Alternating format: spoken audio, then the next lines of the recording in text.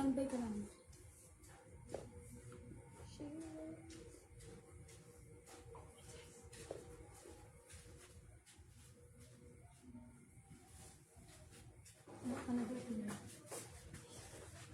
Pag may viewers na.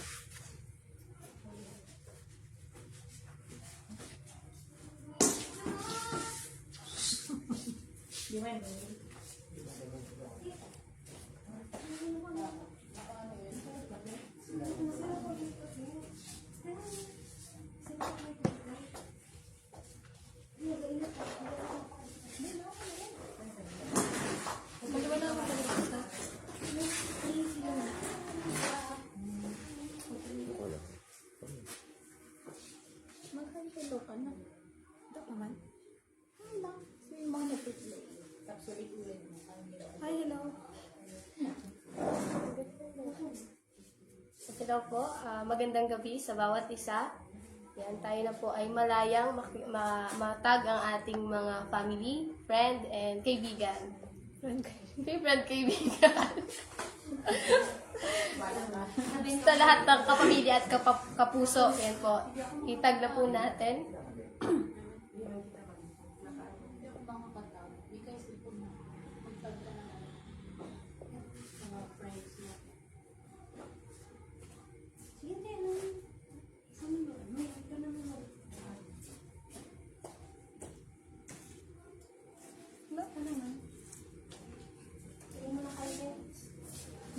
Kasi dapat ianot natin. Yan mo na.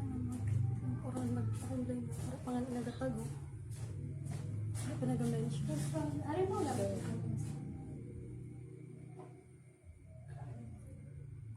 Dapat naroon pa naman yung baby ko.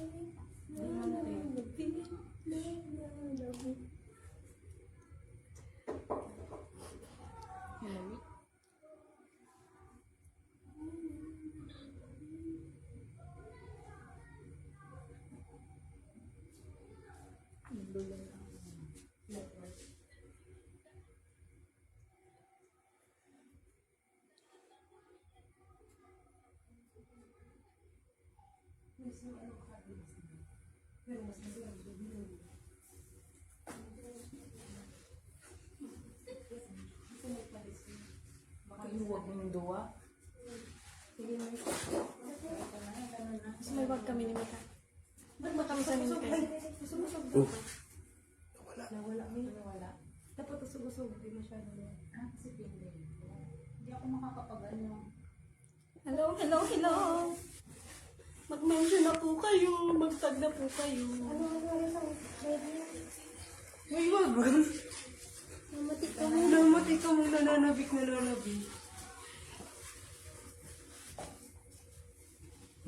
Yan, magandang gabi kay Sister Jess. At kay Sister Mikay. Sister Karen. Uri ko si Ate Cho. Wala, dito kami. Mami Jess. Dumog pa na kami. Okay lang yan. Ganyan talaga pag-yari.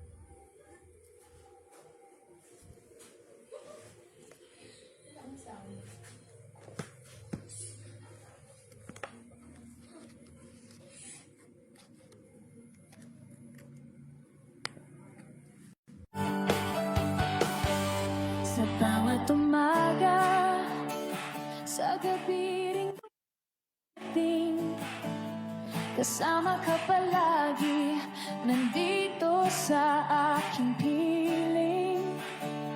Kapag ako'y naliligaw, tinatawag mo muli, ang iyong pag-ibig lang hanap-hanap ko lagi.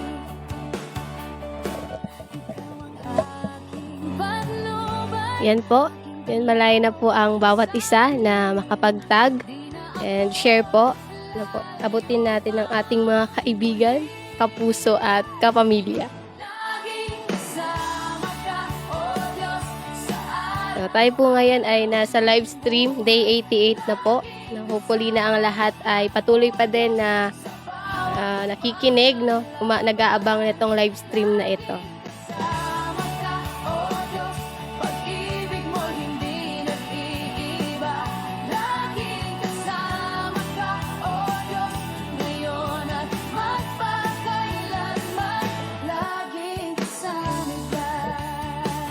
Yan, magandang gabi sa bawat isa, sa mga naka-tune in na po dyan.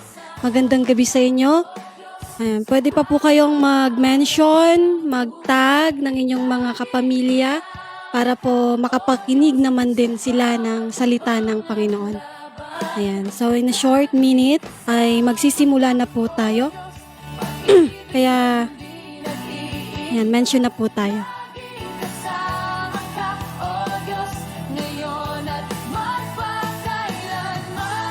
Ito po ay day 88.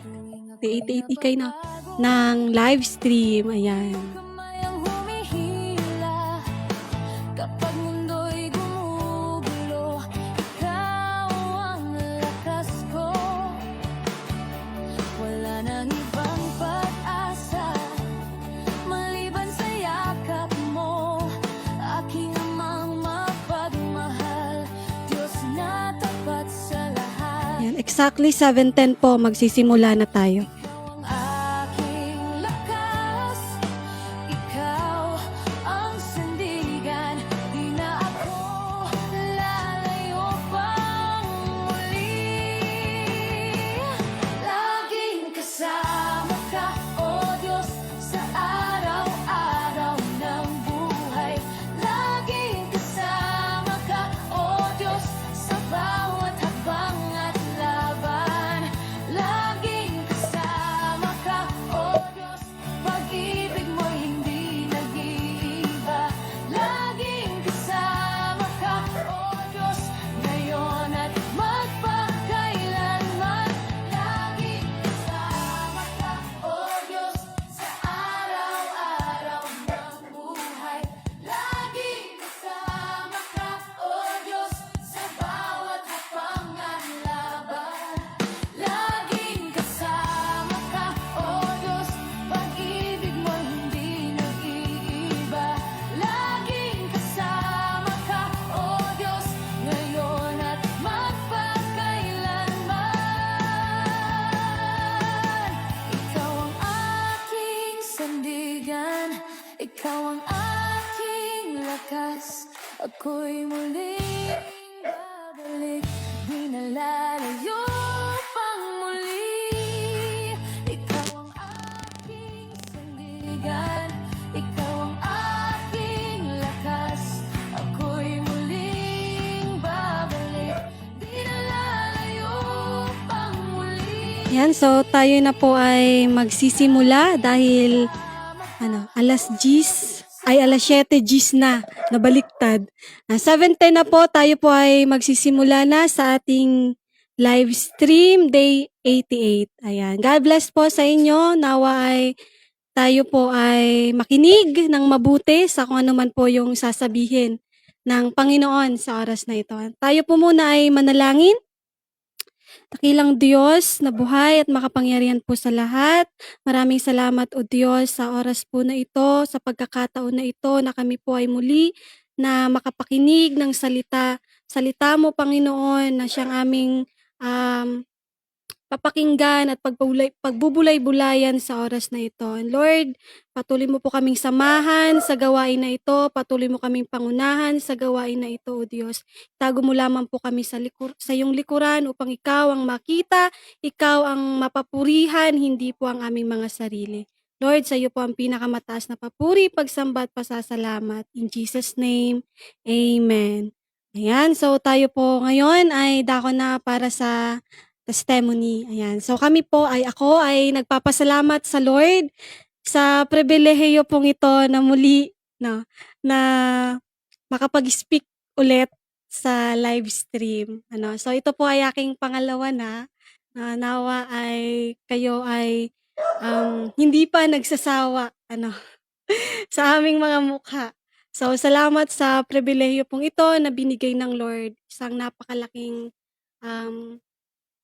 pagkakataon po na ito na talagang isa kami ulit sa makakapagbahagi ng salita ng Panginoon. At ako din po ay may personal na pasasalamat sa Lord kasi ako po ay nagkasakit, no?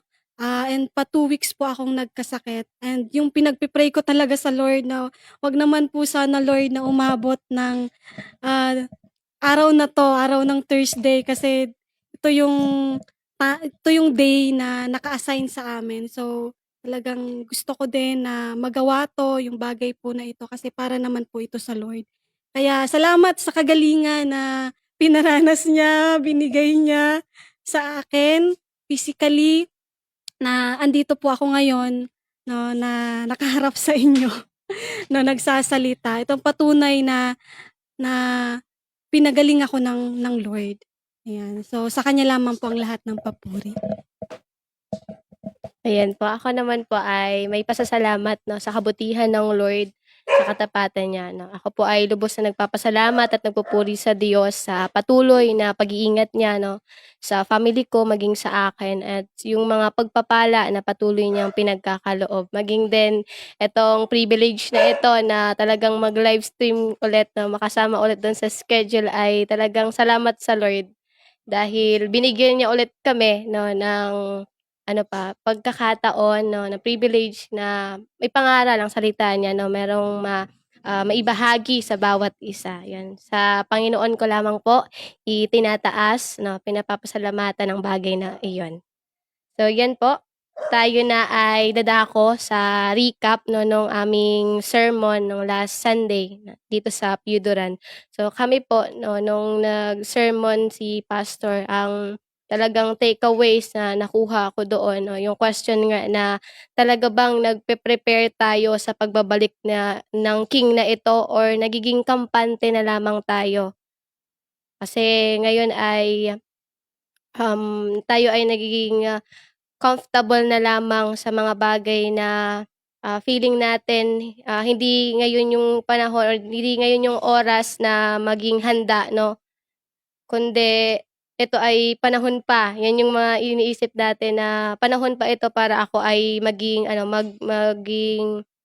mag-income, 'yan. Gawin yung mga bagay na para sa akin, 'no. So 'yun, 'no, kailangan na tayo ay, patuloy na nagiging ready, 'no, nagpe-prepare, 'no, kasi hindi natin alam nung pagbabalik nitong king na ito. Kaya araw-araw tinuturo ng Lord, 'no, everyday in our life kapag tayo pa ay binibigyan ng Lord ng pagkakataon na mabuhay, 'no, meron pa tayong hininga, ay talagang ihanda natin yung sarili natin, ihanda natin yung pananampalataya natin, yung pag-ibig sa Diyos, 'no. Yun yung, nakuha kong, takeaways nung Sunday sermon ng aming pastor. And also yung kung paano magliwanag, 'no.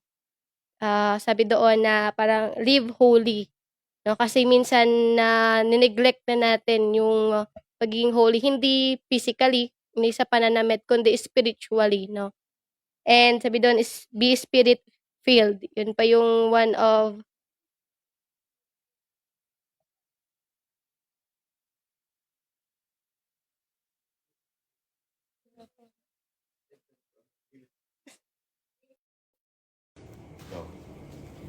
Ayun po, magpasensya na po at nag-run out po dito sa funeral. Pero the show must go on. Ayan.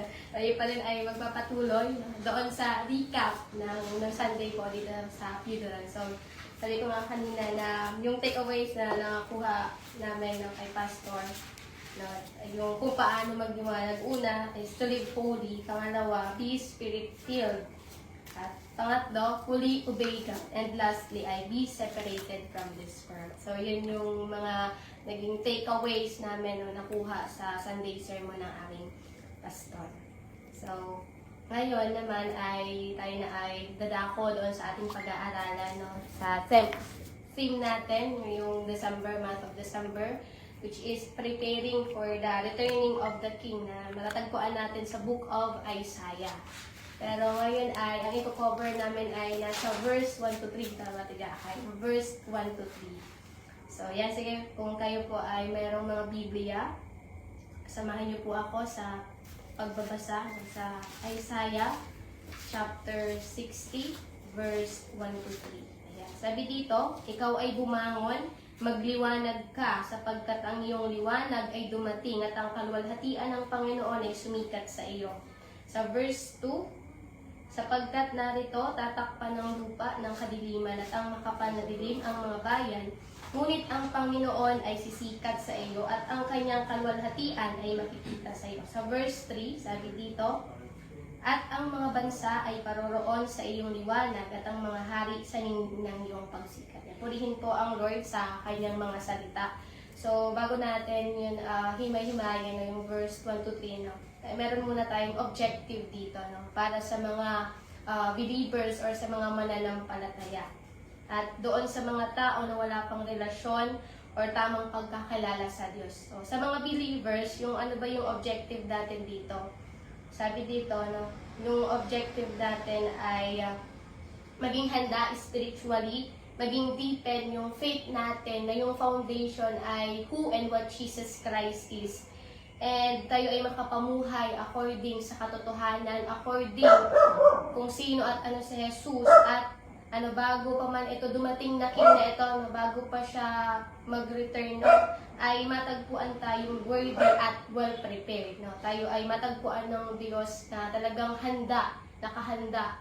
And sa mga tao naman na wala pang relasyon sa Diyos or tamang pagkakalala sa Diyos, yung objective natin dito ay mas makilala mo pa kung sino at ano ang Diyos, na ma-recognize mo ang kahalagahan ng katotohanan at magkaroon ng tamang pagkakakilala at relasyon sa Diyos, at ikaw ay makapagsisi dahil malapit na ang pagdadating ng Diyos na ito.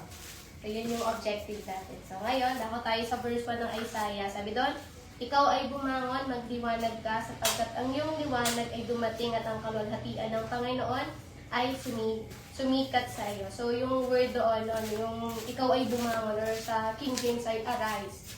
No, ang ibig sabihin doon ay bumangon ka. No? Kung ikaw ay nanulupaypay, bumangon ka Israel. Kasi yung pinagsasabihan dito ng Lord, no, ay yung mga taga-Israel dito sa Isaiah 60. Muli, sabi dito, muli kang magliwanag, muli mong pag-alabin ang pananampalataya mo sa Diyos, sapagkat ang Diyos mo ay narito, no, may pangako siya sa iyo, kaya tumayo ka Israel, muli mong ipanalo ang laban. So, dito sa Isaiah 60 verse 1, no, hindi lang ito yung gagawin ng Lord na restoration sa kanila, kasi ito ay after nilang ma-exile, ito yung gagawin ng Lord, fulfillment ng Lord doon sa prophecy dito sa Isaiah 60 na gagawin ng Lord na i-restore itong mga Israelite na ito.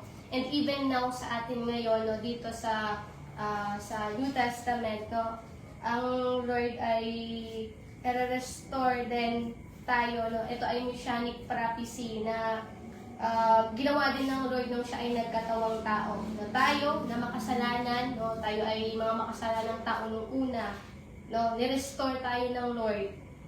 Yung relationship natin sa kanya ay siya yung naging siya yung gumawa ng paraan tayo para tayo muli ay magkaroon or makakonekta ulit sa Diyos, no po. At dahil sa Diyos, no, tayo ay pinubos niya, no. In-offer niya yung buhay niya para hindi natin maranasan yung puot ng Diyos. Ano po? Kasi talagang ang tao, di ba, ang original plan sa tao na makasalanan ay papunta ng kamatayan, ng kaparusahan. Pero itong Diyos na ito, na nagkatawang tao, inalay ang buhay niya for us na ma-restore, for us na makapagbalik loob at makapagkilala sa Diyos. Ano po? So, yun yung dito sa Isaiah, no, sa verse 1. Okay, sabi nga dito sa 1 Corinthians 6, yan, verse 20, dahil tinubos niya ang napakalaking halaga, kaya't luwalhatiin ninyo ang Diyos gamit ng inyong katawan. So dito, no, wala tayong iniambag sa pagtubos sa atin ng Diyos. No, tayo ay tinubos ng Lord talaga sa hindi siya mababayaran ng pera kasi buhay yun ng Diyos. Yung Diyos na ito na mahabagin, mapagmahal, at the same time, just na Diyos. No? Inalay niya yung buhay niya para tayo na po ay makapagkilala at magkaroon ng connection ulit sa Kanya. Ano po? Sabi nga doon na nung ang Lord ay inalay niya yung buhay niya sa tingin ng tao, parang nagkapalit tayo ng posisyon. Ang Diyos, sabi doon sa 2 Corinthians 5:21 na ang Diyos na hindi, ang Diyos ang naging mukhang may kasalanan, no? Para lang tayo ay iniligtas niya, no? Na tayo yung dapat nandoon, pero dahil sa kabutihan ng Lord, kahabagan niya sa atin, ay ginawa niya iyon, no? Ginawa niya iyon para tayo ay makakonect ulit sa Kanya. So, dito sa verse 1 ng Isaiah, no? Ito ay God's calling for His people na maging handa tayo dahil malapit na siyang bumalik. No? Yung paalala ng Lord dito na muli mong pag-alabi ng pananampalataya, pag-ibig sa Kanya, pagkakilala sa Kanya. Kung ikaw man ay natalo, this time ipanalo mo. Not by your ways, na hindi dahil sa ating kakayanan or kaparaanan, kundi ipapanalo pa rin natin ito through full reliance sa Diyos, sa Kanyang kaparaanan at sa Kanyang plano. Kaya ngayong arise, ito yung sinasabi sa atin, muli mo pag-alabin, tumayo ka, ikaw na lingkod na Diyos. Tayo yung sinasabihan din, tayo, hindi lang yung mga Israelite noon, even now, tayo yung sinasabihan ng Lord dahil malapit na yung pag-return ng King na ito, no? Pinapahanda tayo ng Diyos. No? Kung tayo man ngayon ay nalulupay pa, yung pananampalataya natin ay papatay-patay, no? This time, hindi na yun dapat mangyari. Kailangan, yung faith natin ay muling nagliliyab, yung ilaw natin ay muling nagliliwanag. Yun yung gusto ng Lord na sabihin sa atin. Sa iyo na mananampalataya na nakikinig at sa iyo na hindi pa nakakalala sa Lord na gumising ka. No? Ang Diyos ay babalik. No? Darating siya. So dito, dako tayo sa verse 2. Sabi doon na, sapagkat narito, tatakpan ng lupa ng kadiliman at ang makapal na dilim ang mga bayan. Ngunit, ang Panginoon ay sisikat sa iyo at ang kanyang kalwalhatian ay makikita sa iyo. So dito, tinuturuan tayo ng Lord sa mga believer, itong sa mga mananampalataya na alam naman natin na we are in the last generation, no? Itong mundo na ito ay pasama ng pasama, no? Hindi dahil itong mundo ay pasama ng pasama ay sasabay ka din na ikaw na mananampalataya ay dumilim ka din, no? Dahil dumilim na tong mundo, sumabay ka din, no? Hindi yun yung tinuturo ng Lord sa atin, kundi no, kahit madilim man yung mundo, kahit maraming kasalanan na nakapaligid sa'yo, no? Kailangan na nanatili pa rin tayong nagliliwanag, no? Nakikita sa atin yung holiness ng Lord, nakikita yung character, nagre-reflect sa atin kung sino at ano ang Diyos na ito, no? Sabi doon na tayo nagliliwanag hindi dahil sa sarili natin kasi merong nagsusustain nito. Sino ito? Si Jesus Christ. Kasi sabi doon sa John 8 verse 12 na si Jesus ang liwanag at yung mga taong nakakilala na sa Kanya ay hindi na muling lalakad sa kadiliman pa, no? Tayo na tinawag ng Diyos, naglilingkod sa Kanya, no? Even yung yung panahon natin ngayon ay grabing sama na ng mundo, still magliwanag ka, still ipakita mo kung sino ang Diyos mo, still na ipakita mo kung ano yung katotohanan na meron ka pagkakalala mo sa Diyos, no? So, dito din ay nire-remind tayo ng Lord na yung ilawan natin, no, hindi lang siya nakalagay sa isang sulok lang na kung gusto lang natin na hindi lalagay ko muna yung ilawan dito, no, kasi ito muna yung gagawin ko. So tinuturuan tayo ng Lord na yung ilawan dapat ay nagliliwanag, ito ay nakalagay sa tamang posisyon, no. nakikita kung sino at ano ang Diyos sa buhay mo. At the same time, ikaw din ay nagliliwanag sa iba. Nakikita, no, yung pananampalataya mo na meron ka dahil dito sa Diyos na ito. Ano po? So, sa mga tao naman na hindi pa nakakilala ng lubusan sa Lord, tinuturuan tayo ng Lord na hindi porket yung mundo natin ay padilim na ng padilim, no? Ay mas lalo ka pang gumawa ng kasamaan, no, laban sa Diyos. Always remember na hindi hahayaan ng Diyos ang kasamaan. Hindi niya ito tolerate, no? Yes, God is merciful. Mahabagin siyang Diyos, mapagmahal siyang Diyos, pero huwag nating kakalimutan na mabagsik siya, no? May standard siya. Huwag nating kakalimutan ng bagay na iyon. No? Kasi, kaya yun nangyari nung sila ay nasakop ng Babylon, no? Ang mga Israelite ay naggumawa ng kasalanan sa Lord. Hindi yun pinanampas ng Lord. Pinahintulutan ng Lord na ma-exile sila ng Babylon. Pero, nandun pa din yung pag-ibig ng Diyos, no? Meron yung promise niya kay Isaiah na i-restore muli yung Israel.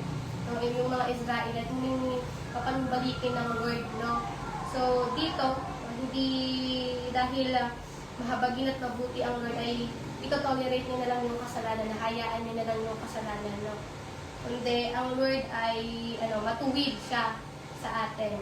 At parati nating tatandaan na kung patuloy man tayong gagawa ng kasalanan, parati nating itatak sa ating mga puso at isipan na may kabayaran ang paggawa natin ng kasamaan. Ang kabayaran ng kasalanan ay kamatayan. Yun yung punishment sa taong patuloy pa din sa paggawa ng kasamaan, sa patuloy pa din na pagiging rebellious sa Lord. No, yun yung kahihinat na ng tao, may parusa siyang kasasakitan sa Diyos. No, kaya yung panawagan sa iyo ng Diyos sa taong hindi pa lubusang kilala ang Lord, no, wala pang tamang relasyon sa Diyos, ngayong gabing ito, no, kumakatok ang Diyos sa puso mo, no, tinuturuan niya ang mga tao na hanggat hindi pa siya bumabalik, no, hanggat itong grasya pa ng Diyos ay narito pa, hindi pa huli ang lahat para ikaw ay magsisi. Hindi pa huli ang lahat para tumawag ka sa Diyos, no? Hindi, hanggat hindi pa bumabalik ang Diyos, hindi pa siya nagbuhukom, no? Kasi darating ang panahon na siya ay uupo sa kanyang trono, siya ay magbuhukom sa tao, no? Lahat ng tao, wala tayong ligtas sa bagay na ito. Kahit hindi pa siya bumabalik, tayo ay magsisi na sa ating mga kasalanan, no? Tayo ay maniwala at magkaroon ng pananampalataya na si Jesus ang Diyos nag-iisa na darating, no? Siya yung Diyos, wala nang ibang pangalan. Kasi sabi doon sa Acts 4:12, sabi doon, walang sino man ang makapagliligtas sa atin kundi siya lang, sapagkat walang ibang pangalan sa ilalim ng langit na ibinigay ng Diyos sa mga tao upang tayo maligtas. No? Walang ibang ibinigay sa silong ng langit, no, na makapagliligtas sa atin kundi pangalang Jesus lang. Ngayon yung Diyos na darating, itong King na ito na darating, yan si Jesus. And sabi doon sa 1 Corinthians 8:6, sabi dito na para sa atin, iisa lang ang Diyos. Iisa lang daw ang Diyos. Ang ating Ama na lumikha ng lahat ng bagay at nabubuhay tayo para sa Kanya. At may iisang Panginoon lamang, si Jesucristo, sa pamamagitan niya inilikha ang lahat ng bagay, at sa pamamagitan din niya ay nabubuhay tayo ngayon. So, itong King na ito, again, dahil doon sa mga evidence, no, dito sa Bible, no, sa mga cross-reference natin, ay si Jesus lang talaga yung Diyos na darating. Siya yung King na darating sa atin para tayo ay hukuman, para tayo ay iligtas. No po? Kaya, gusto ng Lord, ito na tao ngayon na nanonood, no, tumayo ka. Enough na sa pagiging bulag sa katotohanan, no? Gumising ka at magsimula ka ng maglingkod sa Diyos. Yun yung naisiparating ng Lord sa iyo na nanonood ngayon, no? Sa iyo na taong wala pang relasyon or tamang pagkakilala sa Diyos, no? Tumayo ka at magsimula ka ng maglingkod sa Diyos. O? So, yan, sa verse 3 naman, sabi dito, at ang mga bansa ay paroroon sa iyong liwanag at ang mga hari sa ningning ng iyong pagsikat. So, tayo, na mga lingkod ng Diyos, sabi ko nga kanina na dapat nagliliwanag tayo, dapat nakikita kung sino at anong Diyos na itong pinaglilingkuran mo. Dapat ito ay nagre-reflect sa atin kung sino at ano siya. And yung ilawan natin ay nakalagay, nakalagay ito sa tamang posisyon o lugar, no? Yung ibig sabihin dito, hindi ito yung ilawan talagang may bitbit tayong ilawan, no? Ito yung buhay Kristiyano natin na wag lang natin isasang tabi kung gusto lang natin na dalhin ko yung pagiging Kristiyano ko dito, pero pagdating sa pamilya ko, off ko muna, no? Tinuturuan tayo ng Lord, no? Every day in our daily life, dapat yung pagpamumuhay Kristiyano mo, yung pagkakilala mo sa Diyos na ito, dalhin mo. Yung pagsigawan mo sa mundo na itong Diyos na ito ay totoo, itong Diyos na ito ay babalik muli, no, para ikaw ay iligtas. No? So, sabi pa dito na, sabi ko nga kanina na hindi kailangan na ikaw lang yung nagliliwanag. Dapat yung mga tao din sa paligid mo ay naliliwanagan. Hindi dahil sa'yo, kundi dahil sa nagsusustain ng liwanag na ito. No? Dapat ikaw ay nagliliwanag para sila din ay magliwanag. No? Kasi darating talaga yung panahon na ang mundo ito ay pahintulutan ng word na na maghari dito si Satanas. Pero hindi ibig sabihin na nahahayaan na lang ng word. No? Kundi ito ay kalooban ng Lord na yung bagay na ito, no? Siya pa din yung maghahari at maghuhukom sa tao. So, kaya nga, yung naalala ko dito yung pinag-aaralan namin, yung sa Burias, na natalakay ito ng kapatid namin, no? Yung sa Hebrews, sabi doon sa Hebrews 12 verse 1 na sa makatuwid dahil napapaligiran tayo ng maraming tao na nagpapatotoo tungkol sa pananampalataya nila sa Diyos, talikuran na natin ang kasalanang pumipigil sa atin at alisin ang anumang hadlang sa pagtakbo natin. Buong tiyaga tayong magpatuloy sa takbuhing itinakda ng Diyos para sa atin. So tayo na mga lingkod ng Diyos, no, tinuturuan tayo ng Lord na dapat hindi na tayo nandoon pa sa mundong ito. No? Tayo ngayon ay nagsasabi and proudly saying na Diyos ko, ito si Jesus Christ, no? Ito yung pinaglilingkuran ko. Pero ikaw pa yung pasimulo sa paggawa ng kasalanan. No? So, dapat ikaw ay nagliliwanag na. Kasi merong nakakita sa atin na maraming tao na hindi pa nakakilala sa Lord. No? Para din sa buhay mo, na makita nila ang Diyos at makakapakilala din sila dito sa Diyos na pinaglilingkuran mo. No? Maging aware tayo sa mga bagay na ito. No? Maging sensitive tayo sa mga kasalanan. No? Ilayo natin yung bagay na ito. Kundi tayo pa yung magkaroon ng influence sa kanila na makakilala sa Diyos, magliwanag, no? At magkaroon ng tamang relasyon sa Diyos. So dito sa Isaiah, no, chapter 60 verse 1 to 3, meron dito katanungan na yung katanungan ng aming pastor ng Sunday sermon namin na tanungan dito na as a believer of Christ, no, are we really preparing for the returning of the King? Tayo ba na mga mananampalataya ay talagang nagpe-prepare sa pagbabalik ng King na ito or nagpe-prepare tayo sa ibang bagay? Pag sinabi kong ibang bagay, itong mga bagay na makasarili, no, yung pang sarili mo lang, yung pang dito lang sa mundo na gusto mong mag-earn ng maraming pera, gusto mo lang parating magtrabaho, gusto mo lang mag-aral, makakuha ng maraming achievement, no? Saan tayo sa dalawang iyon, no? Tayo ba talaga ay naghahanda? Piniprepare ba talaga natin yung sarili natin, yung pananampalataya natin sa Diyos? Or mas pinagtutuunan natin ng pansin yung iba? Kasi yun yung feeling natin na ito muna, kasi hindi pa naman babalik ang Lord. We never know, no? Walang nakakaalam ng pagbabalik ng Diyos. Even our life, hindi natin alam kung hanggang kailan na lang tayo. Kaya nga pinaghahanda tayo ng Diyos. Kasi sooner or later, babalik siya. Babalik ang Diyos na ito. At doon naman sa mga tao, no, na hindi pa nakakilala sa Lord, yung katanungan naman dito na for the person who does not yet have a relationship with God, no, ano naman ngayon sa atin kung babalik na itong Jesus na ito? Ano naman ngayon sa iyo kung babalik na itong King na ito? So, ano yung dapat maging response mo?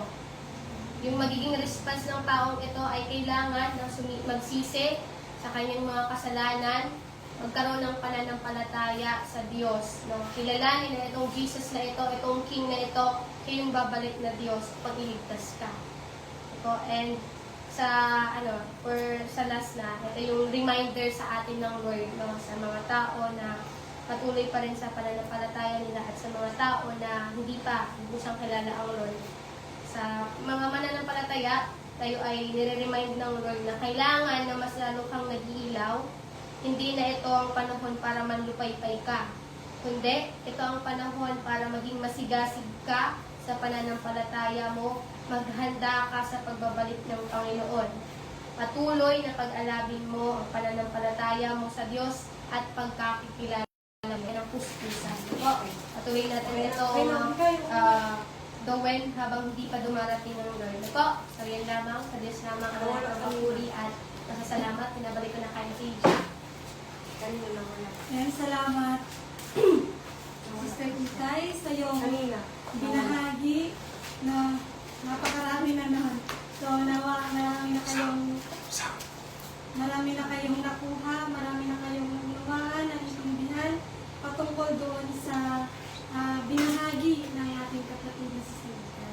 Na yung focus nga po namin ay sa Isaiah 60 verse 1 to 3. Ayan. So ito pong Isaiah 60 ay tumutukoy po ito. Ito po ay prophecy na gagawin ng Lord na restoration sa mga Israelites after the exile. Kasi kung hindi po nakakaalam, yung mga Israelites po that time ay na-conquer ng mga taga-Babylonia. Dahil yun ay sa pahintulot naman talaga ng Lord. Kasi nung time po na yon, grabe na talaga yung mga kasalanan, pagkakasala na ginagawa ng mga tao that time. Na talagang kahit paulit-ulit na paalala, pag-remind sa kanila, andun pa rin yung mga disobedience na ginagawa nila. Kaya pinahintulutan niya na mawasak yung templo, masunog yung templo, mawasak yung walls, at ma-conquer sila ng Babylonia at mabilanggo yung mga Israelita. Pero yung kagandahan po dito, andun yung grace ng Lord, andun pa rin yung pag-asa na ibinibigay ng Lord sa mga Israelita. Na kaya nga ito nagkaroon ng propesiya kay Isaiah na ito yung gagawin ng Lord na pag-restore doon sa mga tao. Na yun yung grace ng Lord na still na nararanasan natin ngayon. Kasi despite ng mga pagkakasala din natin, kahit tayo din talaga ay katulad ng mga Israelita that time, sobrang titigas ng ulo, talagang may mga minsan na hindi tayo nakikinig sa kung ano yung nais ng Lord. At may mga pinapahintulutan ng Lord sa buhay natin para madisiplina tayo, para ma-align ulit yung layunin ng Lord sa buhay natin. So, yun po yung background ng Isaiah 60.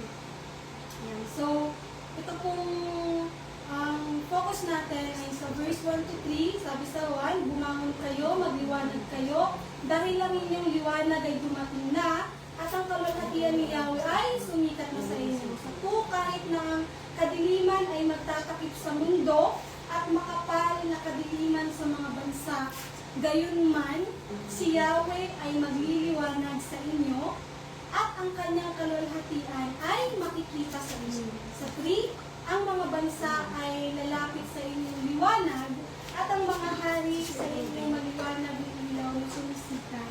Now, ito po, it was a call to rise and shine. Sasabi na sa King James, arise, shine. No, yun po yung translation doon sa bumangon kayo, magliwanag kayo. From the rubble of exile, we expect restoration. Ito yung nais ng Lord na mangyari doon sa mga Israelita. Despite ng nangyari, God bring light. No, God bring light to the Israelites. Talagang nagbigay siya ng pag-asa. Itong liwanag na ito yung nagsilbing pag-asa nila na sila'y makabangon, na sila'y makapagsimula ulit. No, na talagang yun nga na may mga nagpadala ang Lord ng mga tao para doon sa pagpapatayo ng templo, pagpapatayo ng wall of Jerusalem. At hindi lang ni-restore ng Lord yung place, hindi lang ni-restore ng Lord yung Jerusalem, hindi lang ni-restore ng Lord yung templo, yung walls, kundi most importantly na tinuturo dito, yung restoration ay higit sa lahat yung tao, yung mga Israelita. No, yun yung gusto ng Lord na mangyari. So, kailangan na itong liwanag daw po na ito yung sinasabing ng Lord sa mga Israelita, na itong liwanag na ito ay makita sa kanilang pamumuhay. Kaya nga sinabi ni Sister Ikay kanina, no, yung paulit-ulit na yung liwanag ay hindi dapat siya nakatago. Dapat yun ay nakikita, nagiging evidence sa buhay nila na sila ay may Diyos. Yun yung ina-emphasize dito ng Lord, na yung pag-restore ng Lord sa mga Israelita dapat makita sa kanilang buhay yung pagkilos ng Lord. No? Kasi hindi, di ba, dito nasabi dito sa verse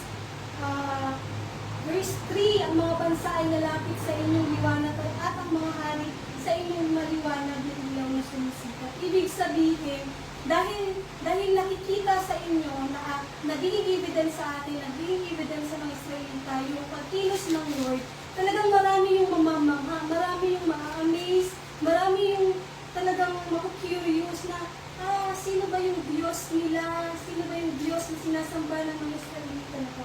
At doon din magsisimula yung pananampalataya nila sa Lord, na malalaman nila kung paano sila tinulungan, paano sila ni-restore ng Lord sa kabila ng Lord. No? So, yun po yung ibig patungkol doon sa mga Israelita. At ito din po ay tinuturo sa atin ngayon, kasi itong word na to ng Lord ay syempre tayo na yung tinuturuan dito. Wala nang ibang tinuturuan dito. Tayo na to. Tayo yung sinasabihan dito ng Lord na walang ibang liwanag na kailangan makita sa atin kundi ang Panginoong Jesus. Yung light po na ito, si Jesus Christ po ito. No, siya po ito. Siya po yung liwanag na sinasabi dito. Na nakita sa kanyang pamumuhay, nakita sa kanyang nung siya po ay nag-incarnate, no? Si Jesus Christ, yung incarnation, nung dumating na yung Messiah, namuhay siya bilang tao, talagang pinakita niya kung paano mamuhay ang isang banal. Na wala siyang ibang nilabag, wala siyang ginawang kasalanan ni katikiman. Lahat ng ginawa ng Panginoong Jesus ay talagang puro kabutihan. No, talagang kung paano siya mag-isip, kung paano siya magsalita, kung paano siya kumilos, andun talaga yung kabanalan. So, yun yung liwanag na sinasabi doon. Yun yung light na sinasabi doon. Be Christ-like. No, talagang maging katulad tayo ni Kristo. Kung paano siya mag-isip, kung paano siya gumawa, kumilos, magsalita. Yun po yung sinasabi doon na liwanag. Kasi sabi nga sa John 8:12, muli nagsalita si Jesus sa mga tao at sinabi, ito po yung patunay na si Jesus Christ po yung sinasabi ditong liwanag, na ako ang ilaw, si Jesus Christ po yung nagsasabi dito, no, na ako ang ilaw ng mundo, ang sumusunod sa akin ay hindi na maglalakad sa kadiliman, kundi magkakaroon ng liwanag ng buhay. No, ito'y panawagan sa atin na tanggapin itong liwanag na ito. Tanggapin ang ating Panginoong Jesus, makita sa ating pamumuhay, because we are one separated from God. Kaya sabi nga ni Sister Ikay kanina, diba? Tayo talaga ay makasalanan. Wala tayong ibang patutunguhan kundi yung naglalagablab na apoy na sa impyerno, yung wrath ng Lord, yung puot ng Lord, yung galit ng Lord, yun yung deserve natin kasi tayo ay makasalanan. And yun din yung deserve ng mga Israelites that time. Pero, andun pa rin yung grace ng Lord. Nandito pa tayo sa grace period. Nandito pa tayo sa grace ng Lord na talagang nagbibigay pa siya ng pagkakataon sa atin na magbago. Nagbibigay pa siya ng pagkakataon sa atin na magbalik loob sa Kanya, kilalanin ang ating Panginoong Jesus, tanggapin siya sa ating buhay, na magsisi sa ating mga kasalanan. So, yan. Dahil din sa ating mga pagkakasala, but through Jesus Christ, yan, katulad ng mga Israel, He restored us. No, talaga, niya tayo. Talaga, binangon niya tayong muli. No, ni-rebuild niya tayong muli. No, kaya ito ay hindi basta-basta panawagan sa atin. Ito pong Isaiah 60, verse 1 to 3, ito ito po ay hindi basta-basta panawagan sa atin. Hindi ito basta command na bumangon ka, tapos wala kang gagawin. Na yung command dito ng Lord, may gagawin dapat tayo. Yung command dito ng Lord na bumangon kayo, arise, na may kadugtong po yan, shine, na magliwanag kayo. Ibig sabihin, may gagawin po tayo. May mga kilos tayong gagawin na siyang makikita, magiging evidence sa buhay natin. Na patunay, ito po yung magpapatunay na tayo'y may Diyos. Tayo'y, yung Diyos natin ay buhay na kumikilos sa atin. Kaya, ayan. So, kaya ito, yung hindi po ito basta-basta panawagan, no, ito ay may kasunod na pagsunod.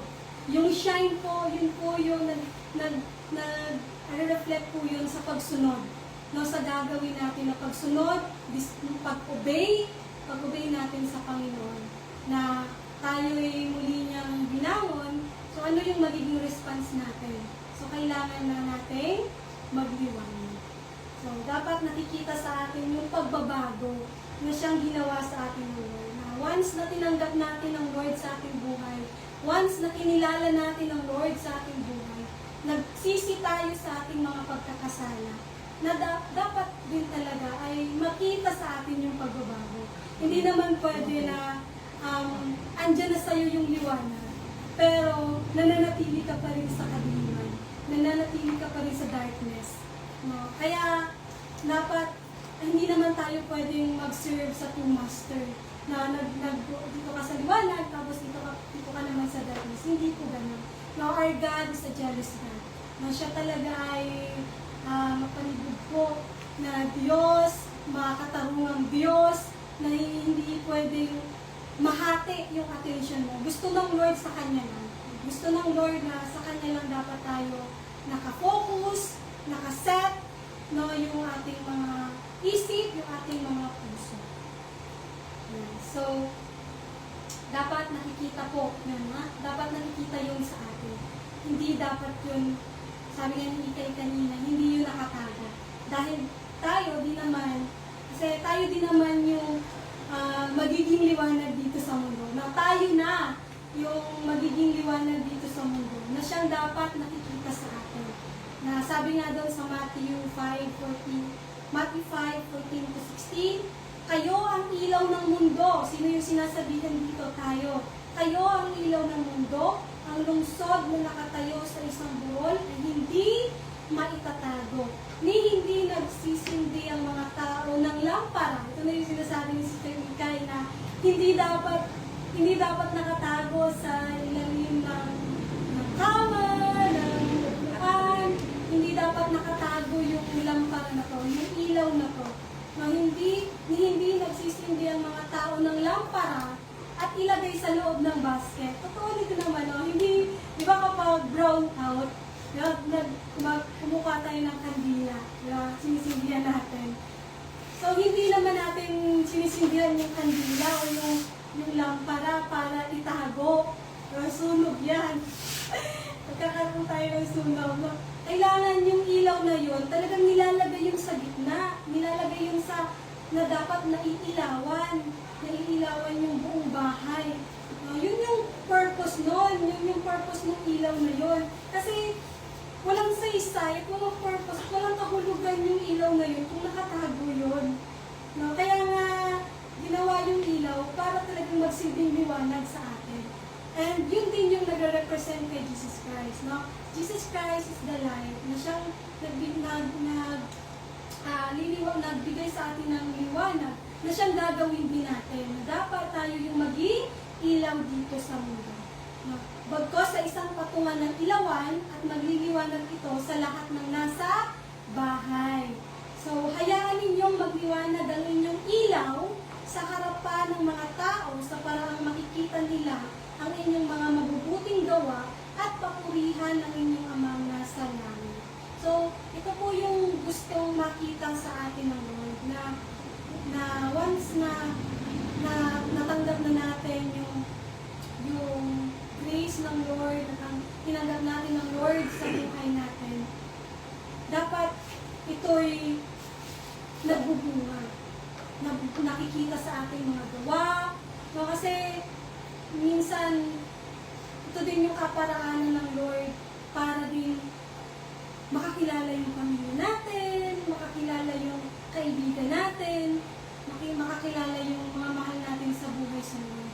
No, kasi paano naman sila makakakilala o paano natin sila madadala sa Lord? Paano natin sila mahihikayat na mag-attend sa church kung pagdating sa bahay natin, di ba? Kung in reality, kung nasa bahay na tayo, andun yung maingay tayo, palasagot tayo sa magulang natin, hindi natin sinusunod yung magulang natin, tapos nakikitaan tayo ng mga pag-uugali na hindi maganda. So, paano tayo magliliwanag yan? So, we still remain in darkness. No, kapag tayo patuloy pa rin na nagkakasama, na talagang patuloy pa rin tayong nag-disobey sa Lord, ibig sabihin, patuloy pa rin tayong namumuhay sa dilim, sa darkness, sa mundo. No, kasi itong mundo talaga ay, no, ang sanglibutan ay punong-puno na ng kasalanan. No, kaya kailangan tayo magliwanag. Huwag naman dapat na imbis tayo yung maging light, tayo yung maging liwanag dito sa mundo, tayo pa yung nakiisa dito sa ginagawa ng sa mundo. Tayo pa yung nakikiisa kung ano yung meron dito sa mundo. Tayo pa yung gumagawa, unang-unang gumagawa ng mga bagay na ayaw ng Lord. So, siyasatin natin yung mga sarili natin. Siyasa tayo sa Lord na kung paano namuhay ang Panginoon, kung paano siya lumakad, kung paano siya nagpakabanal, ganun din tayo. No? Itong light na ito ay hindi dapat itago, dapat makita. No? Kaya itong restoration, itong Isaiah 60 na preparation, no? Ito'y pagsasabi ng Lord sa atin, na ito'y preparation din natin sa pagdating, sa second coming ng ating Panginoon. Kasi, di ba, sabi ng Lord, siya ay banal, kaya dapat tayo din naman ay magpakabanal. So, kaya dapat sa pagdating ng Lord, sa kanyang pagbabalik, dapat madatnan niya talaga tayo, nagliliwanag. Madatnan niya tayo talagang nakasunod sa kalooban niya, sumusunod sa kalooban niya, naka-align sa kalooban niya. No, kasi yun nais ng Lord sa atin, na maging katulad tayo, maging Christ-like tayo. Kasi yun naman din talaga yung purpose natin, to be Christ-like. Walang iba tayong susundan, wala tayong ibang titingnan, at walang ibang makikita sa atin kundi ang Panginoong Hesus dapat, na siyang tinatawag na liwanag, na siyang sinasabi dito sa John, na that He is the light. Siya yung liwanag dito. So, nawa ay marami tayong naunawaan, marami tayong naintindihan, marami tayong nakuha na mensahe sa ating Panginoon sa mga oras na ito. Huwag nawa itong pagkatapos nito ay wala na. No, kailangan kahit pagtapos nito, talagang aralin pa rin natin, parang siyasatin pa rin natin na Lord, ako ba ay nagliliwanag dito sa mundo? O ako ba ay nananatili pa rin sa dilim? Tandaan po natin, tayo ay nirestore na ng Lord. Tayo ay binago na ng Lord. Kaya marapat lamang na makita sa atin si Kristo. So, maraming salamat po sa inyong oras. Maraming salamat sa inyong panahon. Sa oras na ito, dito na po kami magtatapos sa live stream. I hope and I pray na marami po kayong matutunan. Tayo po ay dadako na for our closing prayer at binibigay ko po kay Sister Isa. Maraming para sa pagtatapos. Minsan pa, Panginoon Sus, pinupulit na papasalamatan ko namin, Panginoon, sa mga oras na ito. Lord, kailangan namin na lahat, Panginoon, na nakikinig sa mga oras na ito ay hindi lang, Panginoon, hanggang sa ating na ito, kundi, Panginoon, ay magbunga ito sa kanilang pamumuhay, Panginoon. Lord, continue, Panginoon, na pagharian mo ang bawat isa. Patuloy, Panginoon, na mangusap ka sa bawat isa. Lord, maraming salamat. Ikaw ang aming tinataas. Yan, so dako na po tayo sa ating mga shout out. Ayan, so, sige, go Okay. ikaw. Yan po para sa ating mga kapastoran. Ayan. Shout out po sa ating pastor at pastora na galing Antipolo. Ayan. Kay Pastor Alvin sa searching. Ayan po, Pastor. Shout out po. Magandang gabi po. And kay Pastora Mirna. Hello po, Pastora. Magandang gabi po. At sa ating Taiwanese na pastor sa Dulong Crusher, ayan, kay Pastor Jay Lumen. Magandang gabi po. Ayan. Okay, yeah. Okay. At si Pastor Albarico from Kanuway Church. Pastor, shout out po sa inyo. Kay Pastor Alan Flores from Badian Church. Si Pastor Bong. Hello po, Pastor. Shout out po. At sa ating Pastor, Governor, yan, si Pastor Vicente Salisi. And Pastor Bertig Salisi from Tatal Church. Hello po, Pastor. Shout out po sa inyo. And also sa aming pastor na sa Piduran, sa aming Loy Pastor, si Pastor Carl Sabigan. Shout out po, Pastor. Ayan, so, hello po sa inyo, mga pastor. Sana'y nasa mabuti kayo sa lagayan. Masaya kayo ngayon. So, shout out po kay Chris. Hi, Chris. Sinasayin ko na rin sa kay... Okay ka. Kay Susan Fernandez. Hello po. God bless po sa'yo. Kay Ate Jubilee. Hello. Ayan, so, safe. Wow. Ayan, kay Reyes Maria Rowena. Rowena. Ay, Ate CJ. Hello. Advance congratulations. Ayan, so kay Celine Galdo. Hello po. Kay, sino naman to? Hello, kay Ikaela. Ikaela. Hindi mo na po yan? Magkapal kaya. Auntie. Kay Elteia. Geronimo Malakas. Hello kayo dyan. Hello sa mga taga-Mapanite. Kumusta po kayo? God bless po sa inyo. Jen Cabrillas. Kay Jennifer. Hello po kay Ate Jennifer. Hello kay Ate Grace Sanggida. Hello sa iyo, Ate Grace. And sino naman yung ito? Hello, Ate Lea. Kumusta po? Ayan, so hello din po kay Ate Arlene and kay Kuya JJ. Kumusta po sa inyong lahat? God bless po sa inyo. Ayan, so always... Manuel. Ayan, hello kay Manuel. Ana. Hello din kay Ana, yung mga humahabol dyan. Hello po sa inyo. Salamat sa inyong paghabol. Kami po ay nag-agalak sa inyong panunood sa inyong mga presensya. God bless po sa inyong lahat. Keep safe. Kami si George. Susan Fernandez. Ay, hello. Meron na. Babay po sa ating mga coordinator din. Salamat sa inyong walang sawa na support. Salamat.